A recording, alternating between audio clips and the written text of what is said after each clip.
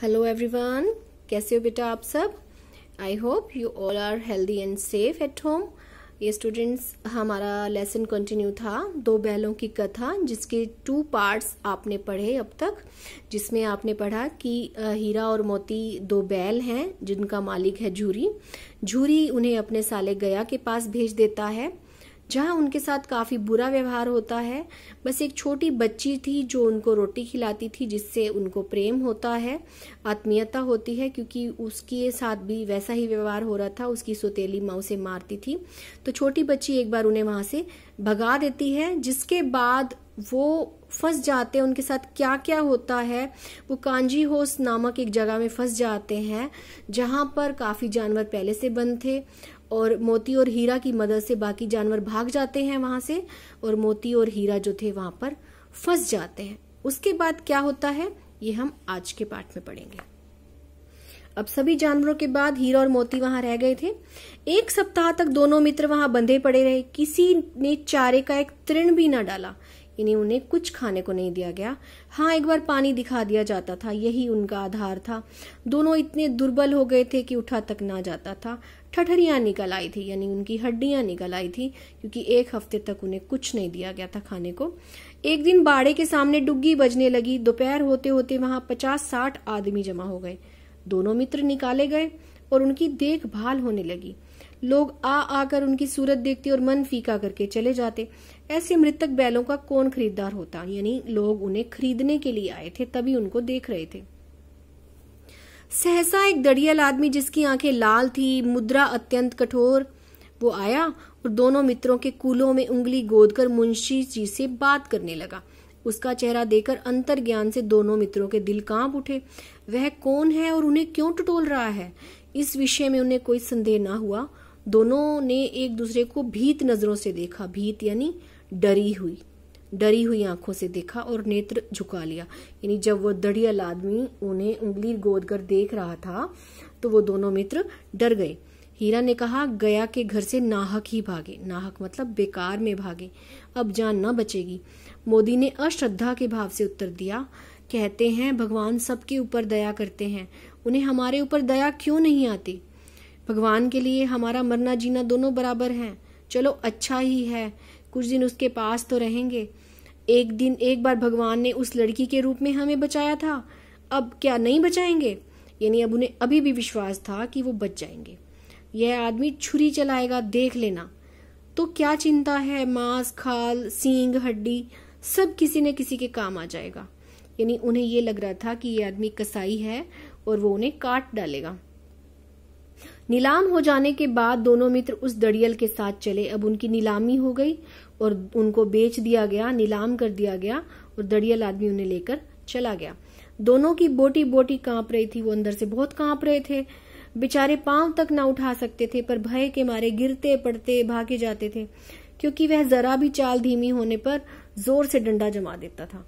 वो थोड़ा सा धीरे होते थे तो दड़ियल आदमी उनको डंडा मारता था। राह में गायें बैलों का एक रेवड़ हरे हरे हार में चरता हुआ नजर आया। रास्ते में उन्हें गायें बैलों का एक झुंड नजर आया। सभी जानवर प्रसन्न थे, चिकने चपल, कोई उछलता था, कोई आनंद से पागुर बद करता था। कितना सुखी जीवन था इनका, पर कितने स्वार्थी हैं सब। किसी को चिंता नहीं कि उनके 2 भाई बधिक के हाथ कैसे दुखी हैं। वो सोच रहे थे कि सब कितने स्वार्थी हैं, हम यहाँ पर बंधन में बंधे हुए हैं और ये कितने खुश हैं। सहसा दोनों को ऐसा मालूम हुआ कि ये परिचित राह है। अब उनको जो रास्ता था वो जाना पहचाना लगा। हाँ, इसी रास्ता से गया उन्हें लेकर गया था। वही खेत, वही बाग, वही गांव मिलने लगे। प्रति क्षण उनकी चाल तेज होने लगी। सारी थकान, सारी दुर्बलता गायब हो गई। आह, ये लो, अपना हार आ गया। इसी कुएं पर हम पुर चलाने जाया करते थे, यही कुआं है। अब उन्हें वो रास्ता पहचान में आ गया था। मोती ने कहा, हमारा घर नगीच आ गया। हीरा बोला, भगवान की दया है, मैं तो अब घर भागता हूँ। यह जाने देगा, इसे मैं मार गिराता हूँ। नहीं, दौड़कर थान पर चलो, वहां से हम आगे नहीं जाएंगे। दोनों उन्मत्त होकर बछड़ों की भांति कुलेलें करते हुए घर की ओर दौड़ पड़े। वह हमारा थान है। दोनों दौड़कर अपने थान पर आए और खड़े हो गए। दड़ियल भी पीछे पीछे दौड़ा चला आता था। वो तो अपने स्थान पर आकर खड़े हो गए थे। झूरी द्वार पर बैठा धूप खा रहा था। बैलों को देखते ही दौड़ा और उन्हें बारी बारी से गले लगाने लगा। मित्रों की आंखों में आनंद के आंसू बहने लगे। एक झूरी का हाथ चाट रहा था।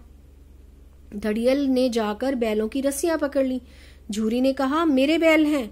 तुम्हारे बैल कैसे? मैं मवेशी खाने से नीलाम लिए आता हूं। मैं तो समझा हूं चुराए लिए आते हो। झूरी उसे लड़ने लगा।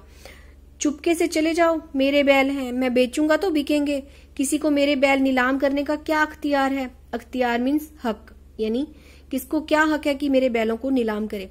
जाकर थाने में रपट कर दूंगा। अब धड़ियल कहता है, जाकर थाने में रपट कर दूंगा। मेरे बैल हैं, इसका सबूत यह है कि मेरे द्वार पर खड़े हैं। धड़ियल झल्लाकर बैलों को जबरदस्ती पकड़ ले जाने के लिए बढ़ा। उसी वक्त मोती ने सींग चला दिया। धड़ियल पीछे हटा, मोती ने पीछा किया। धड़ियल भागा, मोती पीछे दौड़ा। गांव के बाहर निकल जाने पर वह रुका, पर खड़ा धड़ियल का रास्ता देख रहा था। धड़ियल दूर खड़ा धमकियां दे रहा था, गालियां निकाल रहा था, पत्थर फेंक रहा था, और मोती विजयी शूर की भांति उसका रास्ता रोके खड़ा था। गांव के लोग ये तमाशा देखते थे और हंसते थे। वो भगा भगाकर धड़ियल को गांव के बाहर निकाल आया। जब धड़ियल हार कर चला गया तो मोती अकड़ता हुआ लौटा। हीरा ने कहा, मैं डर रहा था कि कहीं तुम गुस्से में उसे मार ना बैठो। अगर वह मुझे पकड़ता तो मैं बेमारे थोड़ी छोड़ता। अब ना आएगा, आएगा तो दूर से ही खबर लूंगा, देखूं कैसे ले जाता है। जो गोली मरवा दे, मर जाऊंगा पर उसके काम तो ना आऊंगा। हमारी जान को कोई जान ही नहीं समझता। अब ये दोनों एक दूसरे से बातें कर रहे हैं, हीरा मोती, इसलिए कि हम इतने सीधे हैं। जरा देर से नांदों में खली, भूसा, चोकर और दाना भर दिया गया और दोनों मित्र खाने लगे। और थोड़ी देर में उनको खाने के लिए खली, भूसा, चोकर और दाना दे दिया गया। झूरी खड़ा दोनों को सहला रहा था और 20 लड़के तमाशा देख रहे थे। सारे गांव में उछाल सा मालूम होता था।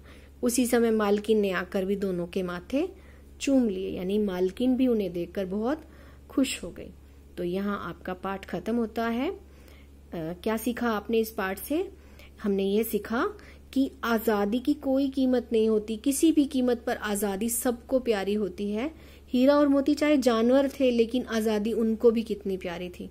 कितनी बार उन्होंने आजादी के लिए संघर्ष किया। पहले वो गया के घर से भागे, फिर वो मटर के खेत से सांड से लड़े, फिर वो कांजी हाउस से भागे, फिर वो धड़ियल से अपनी जान छुड़ाकर भागे, लेकिन एंड में वो अपने मालिक के पास आ ही गए। और एक हमने ये भी सीखा कि जब दो मित्र साथ में हो तो कुछ भी असंभव नहीं है, और मित्रता कैसे निभाई जाती है ये भी हम दोनों बैलों से सीख सकते हैं। तो कैसा लगा आपको ये पाठ? आई होप आपको सब समझ में आ गया होगा। Thanks for watching. Have a nice day.